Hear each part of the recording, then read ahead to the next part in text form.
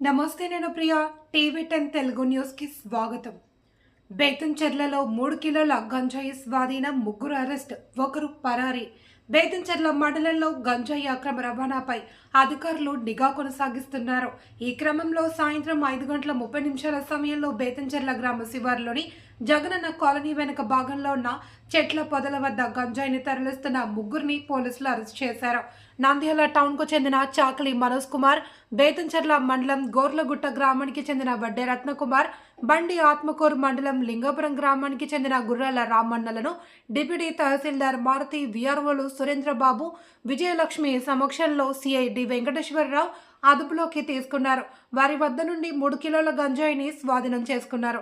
ఈ కేసులో గంజాయి సరఫరా చేసిన నంద్యాల టౌన్కు చెందిన మహబూబ్ బాషా పరారీలో ఉన్నట్లు పోలీసులు గుర్తించారు. అతన్ని పట్టుకునేందుకు ప్రత్యేక బృందాన్ని ఏర్పాటు చేసినట్లు తెలిపారు. ఈ సందర్భంగా సిఐ డి వెంకటేశ్వరరావు మాట్లాడుతూ, మండలంలో గంజాయి అక్రమ రవాణా మరియు విక్రయాలపై ప్రత్యేక నిఘా ఏర్పాటు చేశాము అని తెలిపారు. గంజాయి కేసుల్లో ఎవరిని ఉపేక్షించేదే లేదు అని, నేరస్తులపై చట్ట ప్రకారం కఠిన చర్యలు తీసుకుంటాము అని హెచ్చరించారు. గంజాయి సంబంధిత సమాచారం అందించే వారి వివరాలు పూర్తిగా గోప్యంగా ఉంచుతాము అని, ప్రజలు భయపడకుండా పోలీసులకు సహకరించాలి అని ఆయన కోరారు. ఈ కార్యక్రమంలో ఎస్ఐ రమేష్ బాబు, కానిస్టేబుల్ గిరి, సురేష్, గురుబాబు, రాజు నాయక్, సూర్య, రామరాజు, శ్రీనివాస్, వెంకటేష్ తదితరులు పాల్గొన్నారు.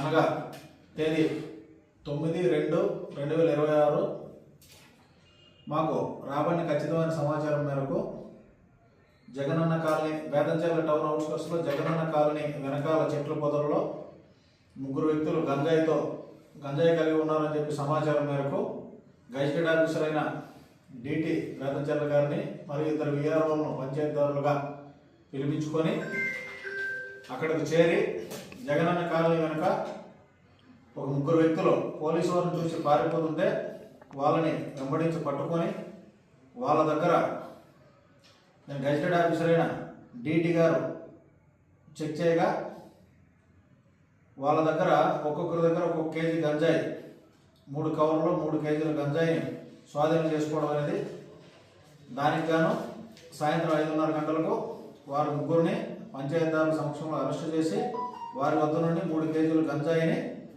కేసు తదుపరి చర్య నిమిత్తం స్వాధీనం పరచుకోవడం అనేది, వారిని ఇప్పుడు రేపు పొద్దున్న అనగా 10వ తేదీన కోర్టు ముందు హాజరుపెట్టడం జరుగుతుంది.